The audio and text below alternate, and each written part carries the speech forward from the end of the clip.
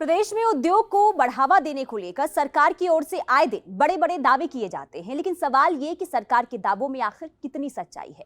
क्या वर्तमान सरकार की नीतियों के कारण प्रदेश में उद्योग को बढ़ावा मिला है?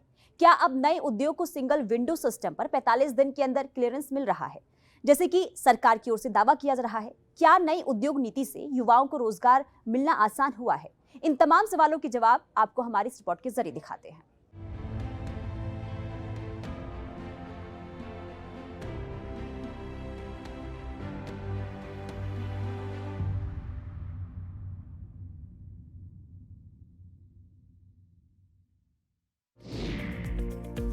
प्रदेश की मनोहर सरकार का दावा है कि पिछले करीब 8.5 साल में इन्वेस्टमेंट को लेकर सकारात्मक माहौल बना है, जिससे विदेशी निवेश के साथ साथ घरेलू उद्योग का भी बढ़ावा मिला है और इसका लाभ युवाओं को रोजगार के रूप में मिल रहा है।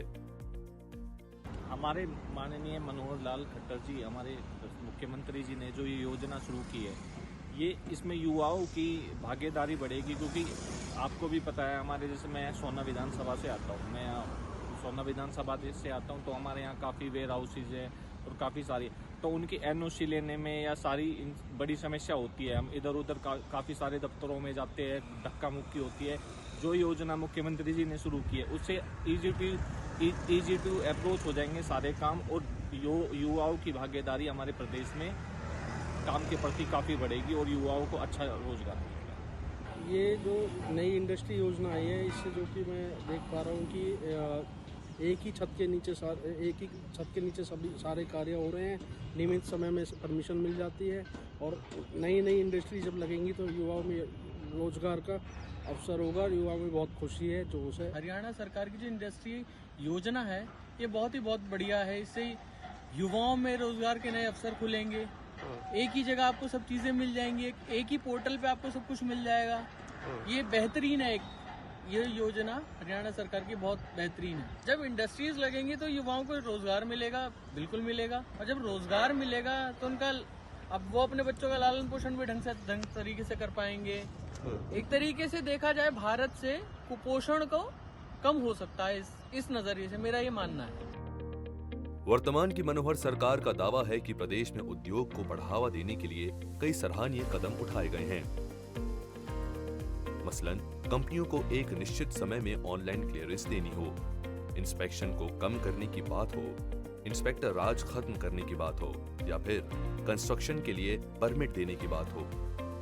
नई उद्योग नीति में पारदर्शी और सरल बनाया गया है, ताकि इन्वेस्टर्स को किसी तरह की परेशानी से जूझना ना पड़े।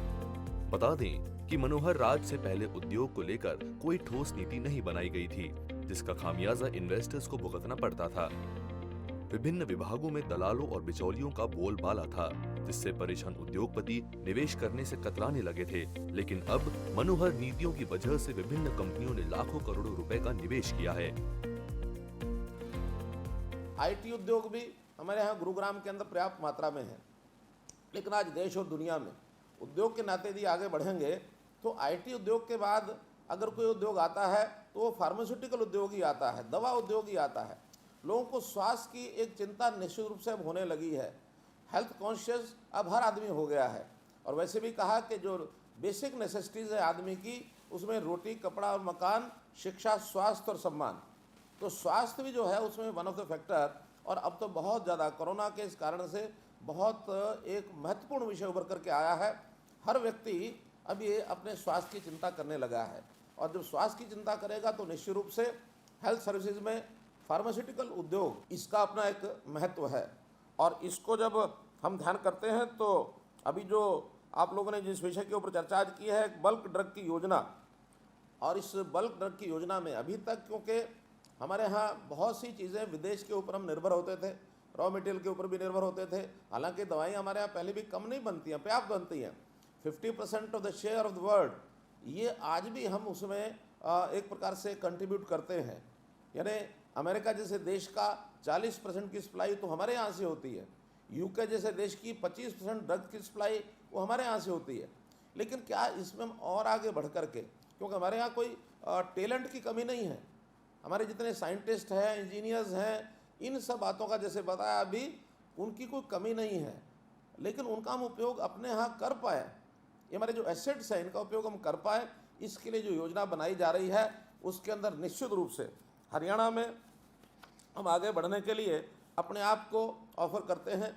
हरियाणा जितनी भी दिशाओं में आगे भले होगा, लेकिन स्कोप बहुत ज़्यादा है और उस स्कोप के नाते से हम हर प्रकार के इन्वेस्टर को अपने यहाँ लाने के लिए तैयार हैं।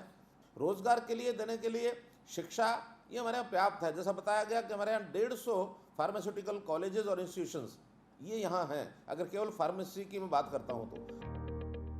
बता दें, प्रदेश में उद्योग लगाने के लिए किसी भी कंपनी को करीब 78 तरह की सर्विसेज की जरूरत होती है, जिसमें पॉल्यूशन, लेबर, डिपार्टमेंट से लाइसेंस लेना, बिजली की सही उपलब्धता या फिर जमीन और कंस्ट्रक्शन की बात हो। मनोहर सरकार की नई उद्योग नीति के कारण एक कॉमन फॉर्म के जरिए कंपनियों को ये सारी सुविधा कैशलेस, फेसलेस और एक निश्चित समय में दिया जा रहा है। बताते चले कि साल 2017 के मई से ऑनलाइन सिस्टम की शुरुआत की गई थी और तब से अब तक इस व्यवस्था की तरह कई हजार कंपनियों को क्लियरेंस दिया जा चुका है।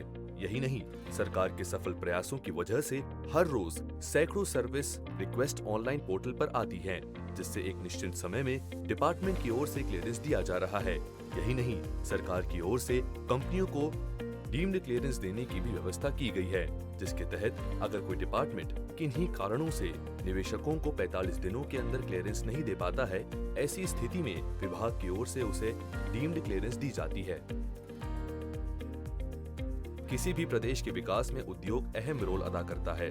ऐसे में यहाँ ये कहना गलत नहीं होगा कि प्रदेश सरकार की ओर से लागू की गई उद्योग नीति एक सराहनीय कदम है, जिसका फायदा प्रदेश की आवाम को कई रूप में मिल रहा है।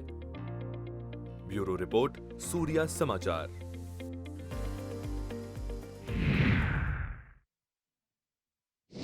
प्रदेश की वर्तमान सरकार की ओर से इन्वेस्टमेंट समिट को लेकर कई मौके पर बड़े बड़े दावे किए गए हैं। सरकार का दावा है कि इससे प्रदेश में लाखों करोड़ रुपए के नए इन्वेस्टमेंट आए हैं, जिससे प्रदेश के विकास को नई दिशा मिली है। लेकिन सवाल ये कि सरकार के इन दावों में आखिर कितनी सच्चाई है, इस रिपोर्ट में देखिए। मुख्यमंत्री मनोहर लाल साल 2016 के मार्च महीने में 2 दिनों तक हैपनिंग हरियाणा इन्वेस्टमेंट समिट का आयोजन किया था। इस समिट का मकसद साफ था, प्रदेश में उद्योग को बढ़ावा देना, ताकि रोजगार के साथ साथ विकास को रफ्तार दी जा सके।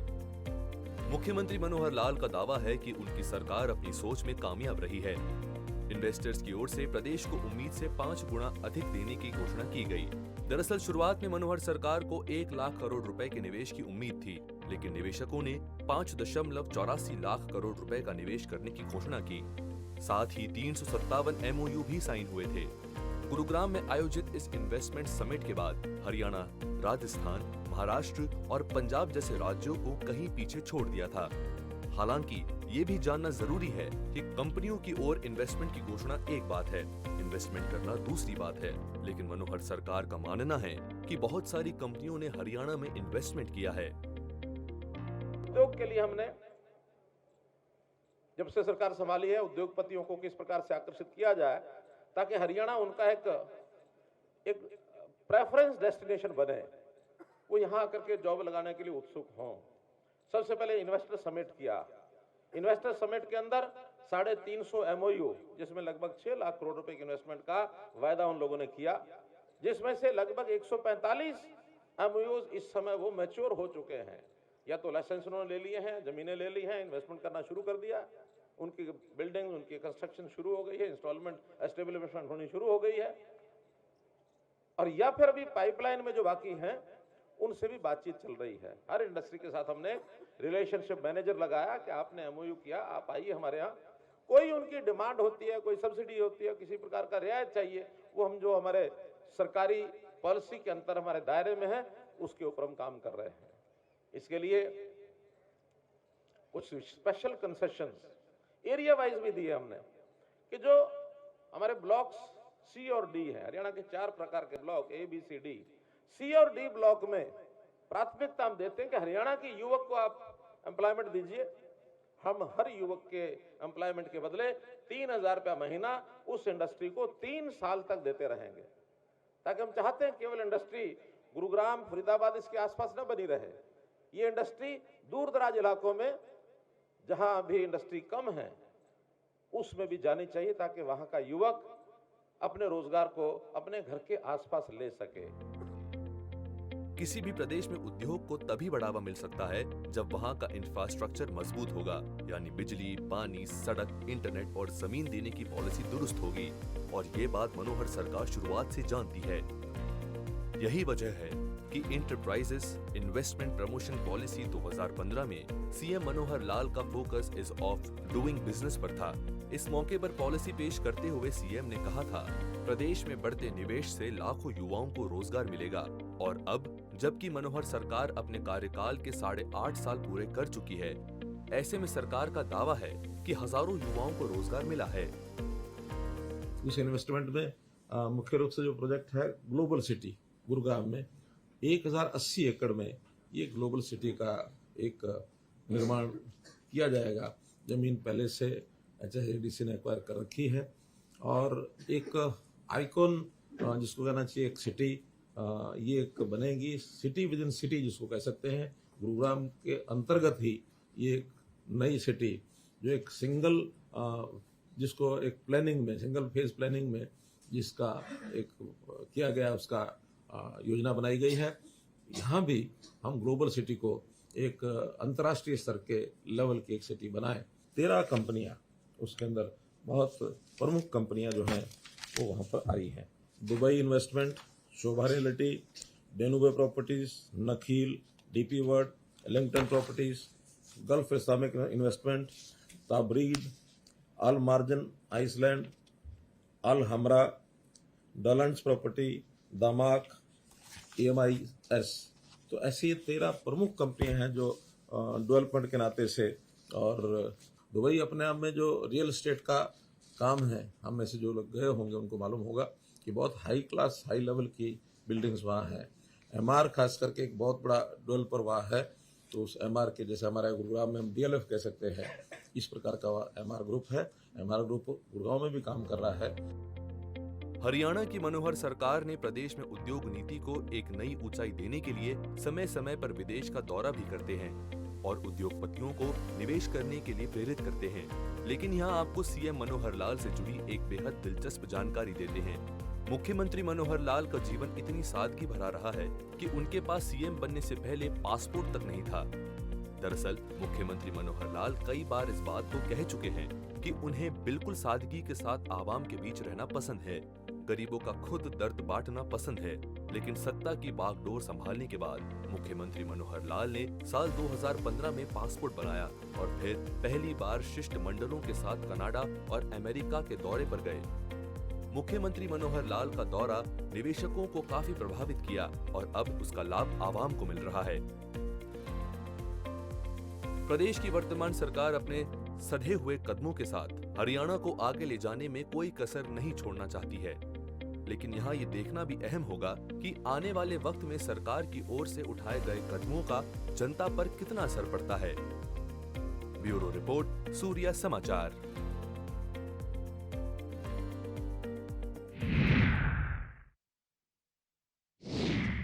मनोहर सरकार का दावा है कि नई उद्योग नीति से प्रदेश में फैले भ्रष्टाचार पर बहुत हद तक अंकुश लगाया जा सका है, जिससे देश के दूसरे राज्यों की तुलना में हरियाणा में निवेशकों की दिलचस्पी बढ़ी है और इसका लाभ प्रदेश में गरीब से गरीब लोगों को कई रूप में मिल भी रहा है। ये रिपोर्ट देखिए। वर्तमान की मनोहर सरकार का पहले दिन से प्रदेश को नई ऊंचाइयों पर ले जाने का दम भर रही है, लेकिन इसके लिए सबसे जरूरी था भ्रष्टाचार पर अंकुश लगाना। मुख्यमंत्री मनोहर लाल का दावा है कि इसमें नई उद्योग नीति बेहद कारगर कदम साबित हुई है। बता दें कि सरकार के पास CLU में बड़े स्तर पर फैले भ्रष्टाचार की खबरें थी, जिसमें नेताओं और सरकारी अफसरों की मिलीभगत होती थी।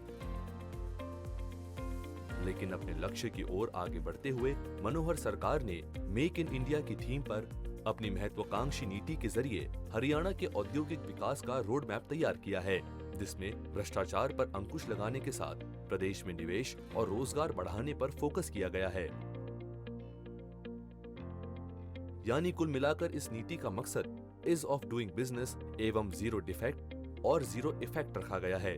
जिसके तहत व्यापार और उद्योग को सुगम बनाने, संतुलित औद्योगिक विकास करने, मैन्युफैक्चरिंग और सर्विसेज सेक्टर को बढ़ावा देने, स्वास्थ्य औद्योगिक माहौल बनाने, क्लस्टर जोन को बढ़ावा देने, स्किल का विकास करने, इंडस्ट्री को वैट, स्टैंप ड्यूटी, बिजली, ब्याज आदि में रियायत देने, प्रोजेक्ट क्लियरेंस को सरल बनाने और व्यापारियों को कई सहूलियतें देने का वादा किया गया है। जो ओवरसीज प्लेसमेंट जो कंपनीज हैं उनके साथ मीटिंग की है। तो प्लेसमेंट कंपनीज 8 कंपनीज वहाँ आई थी। उनके सामने मैंने रखा कि हम हरियाणा से स्किल्ड, सेमी स्किल्ड वर्कफोर्स जैसी उनकी रिक्वायरमेंट है वो भी उनको उपलब्ध करा सकते हैं। यहाँ हमने स्किलिंग के लिए यूनिवर्सिटी अलग से बनाई है। जो वाइस चांसलर स्किलिंग यूनिवर्सिटी के वो भी गए थे साथ में इस मीटिंग के लिए। और जो हमारा फॉरेन कोऑपरेशन डिपार्टमेंट है उनके भी पवन चौधरी जो एडवाइजर है वहाँ उनको भी लेकर के गए थे ताकि इनके माध्यम से उस काम को हम चलाएं। टारगेट्स उन्होंने हमसे भी पूछे, हमने उनसे भी पूछे हैं। बातचीत अभी फाइनल कंपनियों से नहीं हुई है, लेकिन एक प्रारंभिक रास्ता हमने खोला है।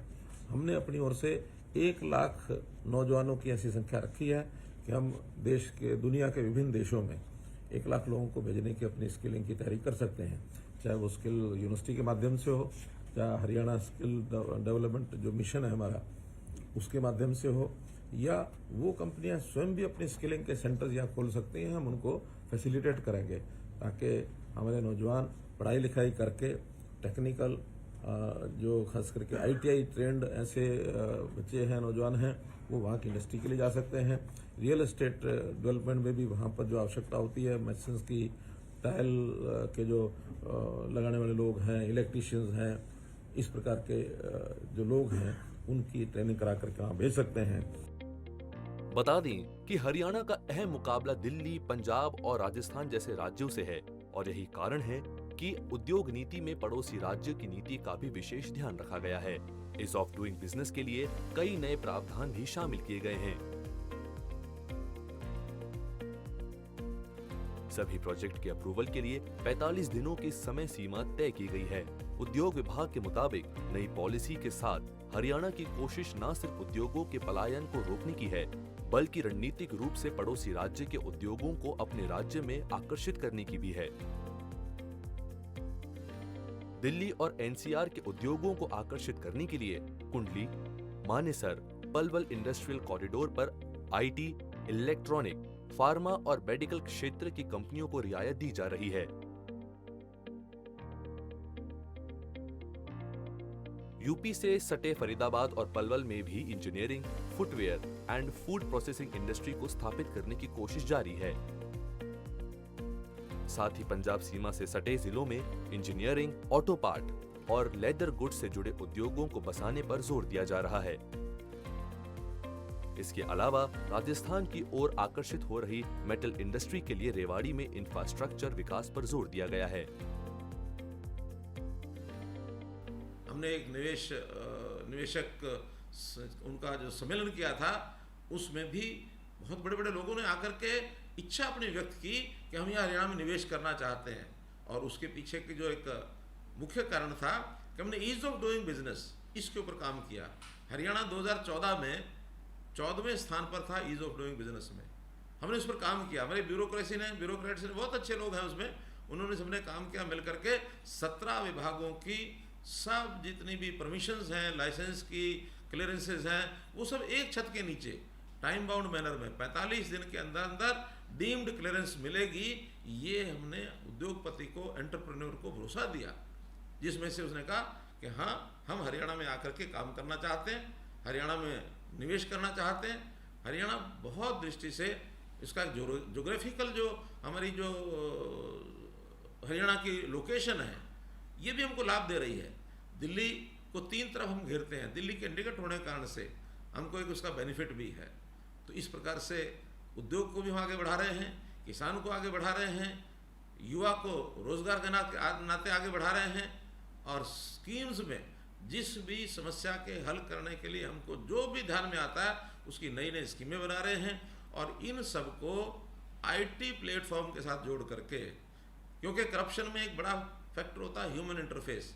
जिन योजनाओं और यानी सेवाओं के लिए ह्यूमन इंटरफेस का सिस्टम अगर ज़्यादा होगा, डिस्क्रिशनरी पावर ज़्यादा होगी, तो वहाँ करप्शन खड़ी होगी। हमने डिस्क्रिशनरी पावर अपनी पहले छोड़ी है, बाद में अधिकारियों को, कर्मचारियों को कहा कि नहीं, सिस्टम से काम करिए, हम किसी प्रकार की डिस्क्रिशनरी पावर लोगों को देकर नहीं रखना चाहते। हमने यहाँ से शुरू किया कि पहले ये ज़मीनों के CLU दिए जाते थे, ये मुख्यमंत्री के ऑफिस में, हालांकि डिपार्टमेंट का काम होता है, डायरेक्टर टाउन कंट्री प्लानिंग का काम है लाइसेंस देना, CLU देना, लेकिन सिस्टम क्या थे कि इसको फाइल को CM ऑफिस में घुमा करके भेजा जाता था, वहाँ ज़रूर आती थी।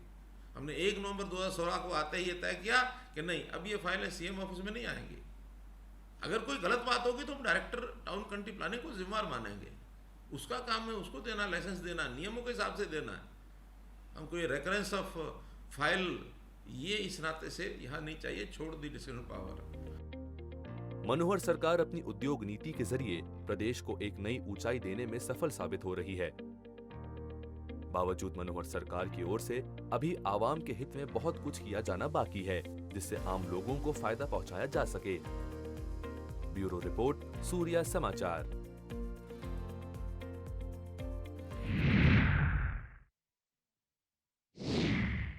किसी भी प्रदेश के लिए लघु और मध्यम उद्योग रीढ़ की हड्डी मानी जाती है।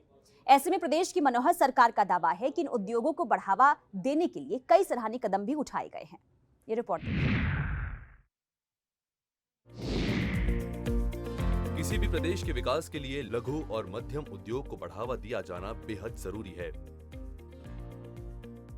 ऐसे में मनोहर सरकार ने बड़े उद्योगों को बढ़ावा देने के साथ साथ लघु और छोटे उद्योगों पर भी अपना फोकस किया। मतलब साफ था, इन उद्योगों के माध्यम से बेरोजगारी दूर करने के साथ साथ प्रदेश की GDP में ग्रोथ लाना। इसके लिए मनोहर सरकार ने केंद्र की मेक इन इंडिया और स्टार्टअप इंडिया की तर्ज पर प्रदेश में भी लघु एवं मंझोले उद्योगों को बढ़ावा देने के लिए काम शुरू किया। लेकिन प्रदेश सरकार के लिए राह इतनी आसान नहीं थी। विभिन्न विभागों में फैले भ्रष्टाचार और दलालों की भारी मौजूदगी ने उद्यमियों की कमर तोड़ कर रख दी थी। साथ ही पिछली सरकार की ओर से इसे लेकर कोई ठोस नीति नहीं थी, जिस कारण प्रदेश में लघु और कुटीर उद्योग लगातार बंद हो रहे थे, जिसका खामियाजा बेरोजगारी के रूप में सामने था। ऐसे में मनोहर सरकार ने विभागों में पारदर्शिता लाने के लिए ऑनलाइन प्रक्रिया की शुरुआत की और उद्यमियों को एक नई ऊर्जा के साथ काम करने के लिए प्रेरित किया, जिसका परिणाम प्रदेश में बढ़ते लघु उद्योग और रोजगार को देखकर साफ लगाया जा सकता है। इसमें कोई शक नहीं, किसी भी प्रदेश के लिए लघु और मध्यम उद्योग रीढ़ की हड्डी साबित होता है। ऐसे में प्रदेश की मनोहर सरकार की ओर से लघु उद्योग को बढ़ावा देने के लिए उठाए गए कदम सराहनीय हैं। ब्यूरो रिपोर्ट, सूर्या समाचार।